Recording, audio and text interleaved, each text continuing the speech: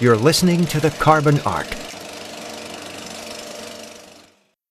Hey there, I'm Toby Roan, and welcome to The Carbon Arc. My guest today is Mr. Philip Hopkins of The Film Detective. Over the last few years, many of my favorite Blu-ray releases have come from The Film Detective. Flight to Mars, Giant from the Unknown, Hercules and the Captive Women, The Amazing Mr. X, Frankenstein's Daughter, Monster from Green Hell, and a couple of pictures I'd never seen, A Life at Stake and The Capture. They're all cool movies. They look just terrific, and they're packed out with some nice supplemental stuff. Now, if you know anything about how old movies like this, many of them made by long gone independent companies, you know what a great name The Film Detective is. And you have an idea how much work goes into taking an old piece of neglected film, cleaning it up, and sticking it on a shiny silver circle that we can watch in our homes. So welcome, Phil. Welcome to The Carbon Arc. Well, thanks very much, Toby. It's a pleasure to be here, and thank you for your kind words of enthusiasm for all the stuff we've been working on over here. Y'all's are some of my favorites. I've got one Girl in a Chain Gang is sitting here. I haven't even cracked it open yet. Tell us a little bit about the company, your background, what y'all do, and then give us an idea of how these things make their way through the crazy ins and outs that it takes to get these things secured and ready for folks like us to buy them. Well, sure. Well, ultimately, you know, people like yourself and myself who are, more importantly than anything else, we're fans of these films, you know, so we're, right, you know, of the generation, you know, where we were more than likely monster kids and monster, you know, kids as adults too.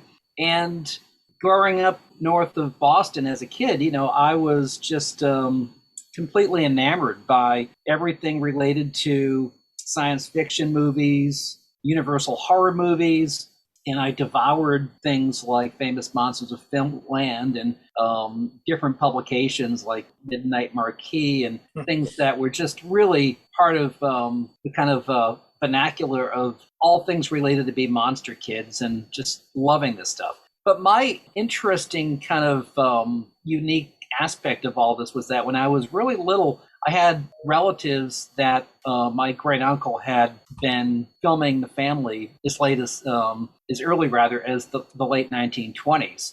So I grew up watching film on the weekends in the summer, more than likely every Saturday night. Once my uncle got the film developed, it was a 16 millimeter camera and projector. But they were part of that whole generation that made home movies off of film, right? So as a little kid, I kind of caught the tail end of the enthusiasm for that. But then as things changed to cable TV and other priorities, the old pictures kind of fell by the wayside. So I took over as the family film custodian of all the home movies. And one of the ways that I was able to get people to continue to watch them was I went to flea markets and swap meets and met a lot of old timers that had film collections. So I started to collect film when I was really young. And back then, you know, it was really hard to find prints of films. And a lot of the stuff that was shown on TV came out of syndication packages. So some of the stuff I was watching on Saturday afternoons when most kids were out playing sports on a gorgeous sunny afternoon, I was sort of inside watching old B horror films. And I became very sort of interested in those films, not just from watching them and learning about them, but trying to acquire film prints of them. My dad was a film collector, so I grew up in much the same setting. Then they were a lot of them were TV prints, the same thing, you know, the cleaning them up and fixing the old splices, and it was a blast. I love the smell of Vitafilm. No, I noticed your last name is Roan. Your dad was in Kerry Rome, was he? Yep. Oh, that's incredible. That's absolutely incredible. So, well, all the questions you're asking me effectively are, you know, kind of the same questions that you had asked your dad. God rest his soul. He was a great person and a great collector. And your dad, Kerry Roan, and people like him, really the ones that saved these films. I'm of a generation probably closer to your age where I was sort of the beneficiary of all the work that your dad did. People like Bob Blair and Kerry Roan, and certainly Wade Williams and Kip Parker. And I'm of that sort of generation that grew up really being so thankful for all the work that your dad did and a lot of these other film collectors, because the studios, no thanks to the studios do we have these films. It's people like your dad and the film collectors. And that's the reason we're able to go back to the film and make Blu-rays and put them on streaming channels and get them back into the marketplace with all these cool features with historians and, kind of college professors talking about these films from a contextual perspective, 50, 60, 70 years later. So I am really happy that you are the son of Carrie Rowan, because you probably know so much more about what I do just because of that. The thing is interesting is that, people just don't get it. Why is this one out and this one's not? And I think that's the interesting thing about all these independent films. It's frustrating because we can't see them. But the stories about, the camera negative being under, Aunt Sally's bed, something turning up in the garage or whatever. And then unfortunately, there's the heirs who think some cheap little crime picture is going to make them $1 million when it comes out on DVD. All those kinds of things that factor in are just fascinating. And so y'all have really put out some amazing stuff, and you've done great work, but they look terrific. And so I just thought y'all have got the A game going for sure. Well, thank you. And again, I am, I'm 55, and I'm sort of the younger of the ilk of people that started doing this when your dad started doing it. And it's hard, it's hard to get the sort of media executives who don't really appreciate these types of films, the value they have as sort of artifacts, to a generation and to a group of enthusiasts that truly love them. Right. So our challenge is, when we put things out on video, we know there's an enthusiastic group of people that will appreciate all the hard work we put into it. But, that's not really paying the bills per se. The home video business is nothing like what it was, 10 or 20, 30 years ago. So it's really a collector's market now. And with all these major streaming channels and all these places you can watch film, they're making new things, like Netflix is all concerned about their new productions, as are all the other big streamers. So, legacy films like we put out, whether it's Giant from the Unknown or Frankenstein's Daughter, going to the expense of, going back to the film, making a 4K transfer, hiring producers to work on featurettes and do the commentaries and put together really nice liner notes that, make this truly not just, having another version, but having a special version. So much goes into it. And at the end of the day, our revenue streams are pretty much predicated on the gatekeepers who see or don't see value in these types of films. So you're right. When you're dealing with whether it's the family member of an estate of an independent film distributor or someone who was the heir to a producer or director of a film, and you try to explain to them the reality of these films and the earning potential, sometimes those are the deal breakers. And that's why a lot of these things just stay in the vaults for eternity. Right. It's negotiating with people and trying to find the middle ground where you get access to the film and then they appreciate that you're going to do a really nice job, but they also know they're going to get some money and they're not just going to be taken advantage of where they never make any residual. So that's really kind of the line we toe whenever licensing titles from third parties. And then on top of that, there's the fact that as a film collector for, nearly 50 years, I have amassed, thousands of film prints. So there's also my collection where we have to determine, will we ever get a better version? Or do we just say, hey, this is all we will ever have and we'll make a 16 millimeter HD version because we don't think we'll ever get anything better than that. Right. So much of it is just sort of, what's out there, who's willing to give access to what's out there, and then whether or not there's ever going to be better material. Right. Well, are you finding that that streaming is eating into the physical market quite a bit? Not really. It's two separate things. The physical market are people that love these titles, that want them, on their shelves. It's like book collectors or record collectors. They're willing to stream media online, but they want something physical with all the bells and whistles, with the liner notes, and they're collectors. I mean, but there's not a ton of those people. I mean, when you get into titles like Flight to Mars and Frankenstein's Daughter and Giant from the Unknown, it's not like these titles were A-game films.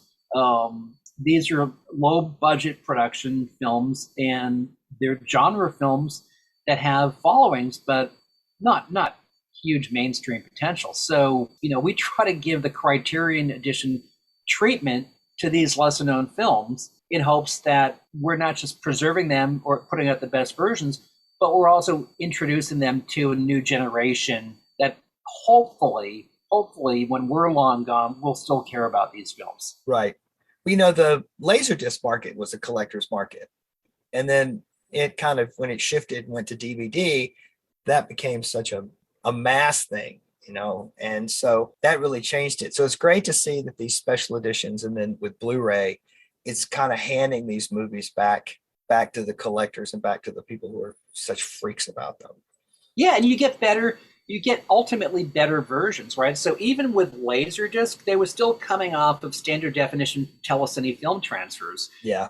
And, the Laserdisc market was a bit of a sham because they tried to market it to high-end kind of sort of consumers, but they weren't getting necessarily that great of media. Whereas now you've got 4K and right. $25 to $30, you can get an amazing transfer of a film. And if you have a decent TV set, you're going to get the best resolution of these films that's ever come out today. Right. The Laserdisc market, I mean, some of the prices because I remember going through some of those boutique stores and looking at some of those releases, and they were selling them for $50, $60, and this is 35, 40 years ago. Mm-hmm. Yep. And you think about some of them that you had back then. I still have a ton of them. And you pull them out, something that's not out on DVD or Blu-ray, and you pull it out and you remember it being beautiful, and you put it on and it looks terrible. The definition that has become the standard now just has made those things look pretty lousy, to be honest. That's really, the game changer was when HD became very accessible to everyone. And being able to go back to make a film scan, whether it's from a 35 release print or from the camera negative, you're truly getting all of the information, everything on that piece of film you're getting, and you're getting full resolution. And we never had that before because videotape, certainly in NTSC, when we had NTSC versus what they had over in Europe with PAL, we were even getting less video information than the Brits were getting. So today, finally, we're getting full resolution, and then being able to do restoration and do audio enhancement to clean up the soundtrack. Some of these older B films that were getting kind of the deluxe Cadillac treatment, they probably didn't even look this good when they were shown theatrically. Oh, of course not. I'm looking forward to your Battle of the Worlds because I've never seen that movie not look terrible. It's an interesting film. Claude Rains, I believe it was one of his last films, but the film's great. And I also have never seen it look great to begin with. And we were lucky enough to get a decent 35 millimeter print. It's not perfect by any means, but with the amount of restoration and cleanup that we've done, it's the best I've seen it domestically. And again, a part of what I do is work on projects that I personally like to see out there that I've never seen anyone spend the time or money to make better versions available. Right.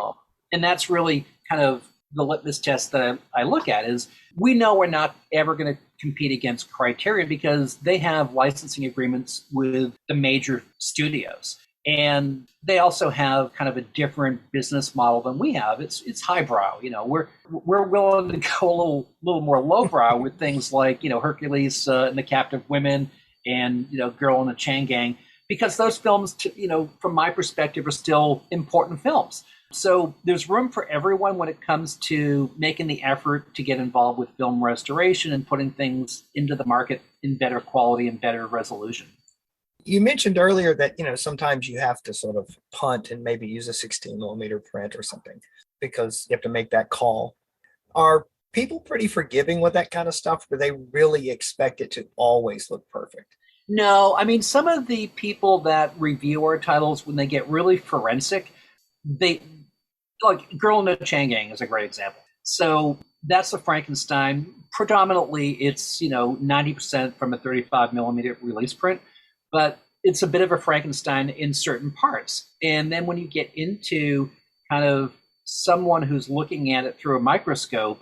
And our sometimes our decisions are we omit the scene because we don't have any other way to cut it in. We don't have, and then if we take a 16 print, or even if we took something that was on digital beta and convert it for 15 or 20 seconds, that usually gets flagged. And I'm amazed at how forensically some people look at some of these very low budget genre films from their perspective. By and large, most people are extremely excited that we're even in existence and putting these films into the marketplace, but there's always going to be the one or two that put you under the microscope. Right. I think people need to understand that they're lucky to have some of these things at all. I like to be reminded that I'm watching a film. It's got a little line here or there, or a fleck of dust, or a changeover cue. That reminds me, I guess, like you, it reminds me of my childhood. That's what movies look like. They're not perfect. They have You're still watching film, and to have a film, that has a little bit of emulsion damage and sprocket, damage. Yep. That's the nature of it. Yep. It's not like we're putting out Gone with the Wind or Citizen Kane. This is a Jerry Gross film. Right, and it was beat up when it played the drive-ins. It's absolutely correct. So if you get into exploitation films or grindhouse films, part of the charm is the fact that they look like a little ragged. Yep. I remember going to see one of those Planet of the Apes marathons, and those deluxe prints, by the time they hit that retrospective market, by the time you got some of those things, there was no color left. Now you see it, and it doesn't look right to me because the color is okay. So it's like it's twisted. It doesn't look right because it looks right. Oh, no, completely. I mean, and in some cases, I remember watching Dracula as a kid on, UHF. And first of all, there was really it's a very static film with mostly dialogue. And other than the Swan Lake score, there's very little musical score in there. Right. But the print that they were showing on TV, it just looked like the entire thing was shot in the dark. So right. when you do get one of the studios that goes back and does a great restoration and transfer, it's truly like seeing it for the first time. And that's, to me, where so many of these films that were put into syndication packages, and then back, in a later time in life when they were put into the VHS market, transferred from really worn 16 millimeter film prints, those VHS tapes sold for a boatload of money. I remember buying a lot of the PRC and Monogram Lugosi films in the collector's market. And I'm talking about 35, 40 years ago. I was spending $20, right, for a crummy VHS copy. Yep. And now you look at them and you go, I don't know how I actually sat there and invested 62 minutes in my life. I was happy just to see the films because I had grown up reading about them in all the different periodicals that I was sort of devouring. So just being able to see The Devil Bat, just being able to see Bowery at Midnight, to me, because they certainly weren't showing them on television. No, they weren't. We were about the same age. So we missed the late 50s, glut of those things turning up on TV. So we had to take what we could get. I was lucky there were 16 prints of those things making their way through the house every once in a while. Well, your dad, your dad had the great collection, and he was meticulous. In fact, the fellow who did a lot of your dad's film transfers is the fellow I work with still, and that's Myron out at CinePost. Oh, okay. Yeah. So, you know the work he did for your dad, and, he still does the same high-quality work with his new HD 4K film scanner now. So, thankfully, there are enough old-timers that know how to do this stuff that are still out there. Right. Yeah, he did great work. Let's talk about a couple of the other things that you've got coming out, because I'm really excited about them. Brain from Planet Arous, of course. That's one people have been hollering about forever. How did you snag that one? Well, for years I had been working on trying to do a license deal with Wade Williams. And it took me going to visit him several years ago in person and really getting to know him. And he's like us. When he was a kid, he projected films. He had a movie theater. And he acquired the rights to a lot of films over the years. And one of the things that we really wanted to find out about was, is he able to, work with us without putting the restrictions on us and just demanding it be like it was 20 years ago when you could sell a lot of product. Right. And there are so many people that expect the world to stay the same forever, right? Right. And I think that when you've been burned, by distributors and people are telling you certain things, you get very suspicious. But thankfully, Wade and I forged a great relationship, and we created a long-term output arrangement for his films. So we put out last year, I believe we're on a 6 Wade Williams collection film, and this one was extremely special because the actress from the movie is Joyce Meadows, and Joyce is still with us. In fact, she's doing great. I just had breakfast with her 2 weeks ago. So she and her very close friend and colleague, David Schechter, were able to get in touch with us, and they were really excited that we were putting this film out. So they kind of brainstormed this idea of putting together a parody featurette with Joyce back on location where the Brain from Planet Arous was originally filmed. And we truly have a new featurette that stars Joyce Meadows that's going to be included on the Brain from Planet Arous special edition, which we're absolutely over the moon about. I cannot wait for that one. I love that movie.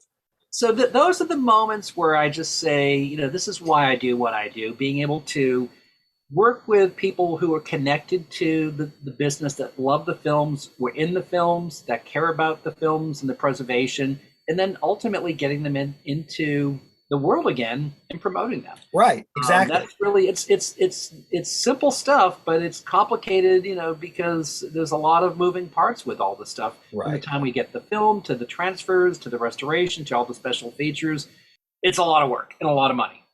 Yeah, it is. Well, what's great is that, there's all these movies out there and so few people know about them. And everyone that you can kind of clean it up and bring it out there, you sort of lift them all, just expose it to more people. And that's what it's all about, just sharing this stuff so they don't get forgotten. And the people who made them, the craftsmen, the actors and actresses stuff who made them, that they don't get forgotten because they did some incredible work, often with no money and no time. And absolutely. And if you look at just sort of the film industry with independent filmmakers, we have so much to be thankful for from the early purveyors of independent film that worked, outside of the studio system and shot 35 millimeter, had it look, truly great. Yep. And they did it outside of the studio system, and they were able to make the films into great pieces that 50, 60 years later, we're putting out on Blu-ray and promoting them. And so when it comes to an independent filmmaker today, there's a lot to be learned about kind of the expertise and the craftsmanship back then. Right, exactly. And they had, look at special effects and things, they had to figure out how to pull them all off, usually practically. And so just, the inspiration to just go out there and figure something out that those people had to come up with every single day just always knocks me out. Yeah, no, in the TikTok world that we're living in now, I really miss kind of the aesthetic of film, and because it's so easy with technology, and you don't really need to be that creative. People are just doing things that are insignificant. There's not really a story. There's not the getting your group of friends together, trying to raise money, making the film, finding the locations, all the things that everyone kind of went through that period in time for making these fun sci-fi or low-budget horror films, and having made a few myself as a teenager, it was the greatest thing on the planet. Just being able to get something completed and get it shown, and even if it was shown only to your friends or your family. Exactly. But I just think that the technology today, with your phone effectively being kind of like your studio, there's a lot that gets lost in that in terms of the creative in Denver. Exactly. It's a different thing altogether. Exactly. Social media is very different than filmmaking, and I try to explain to the youngsters that come in to work for us, the experience is really not about social media. It's truly about telling a story and being creative and doing a lot with little resources. Right. Well, in wrapping up, I got one quick question for you. If you won the lottery tomorrow and money was not an object anymore, what is the one movie you would go out and dig around and find and put out? Well, I wouldn't have to find it. I know where it is, but I would have to win the lottery. And but it would be a double feature of I was a teenage Frankenstein and I was a teenage werewolf. I had a feeling when you said that you knew where they were, I knew exactly what you were going to put. It was going to be one of those AIP. Yeah, because it's One of the just Nicholson ones. it's just money is the obstacle, and that's why they haven't come out yet. Yep. That's a shame. Those movies are wonderful. Someday, Well, maybe Phil, I'll hit the lottery.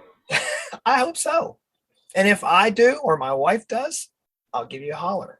Toby, it's so great. I didn't know that you were Carrie Roan's son when you put this together, but this has just made my day. I really appreciate it. Thanks for your time, and let's keep talking. I'd love that. Thanks so much. It was great talking with you. Cool. Well, you take care now. You too. All right. Bye-bye. Well, that's it. The first episode of the Carbon Arc is in the can, as they say. I want to thank Phil Hopkins again for being my first guest, or first victim, or guinea pig, or whatever. I want to thank all of y'all for listening in. See you next time. This has been the Carbon Arc. Thanks for stopping by.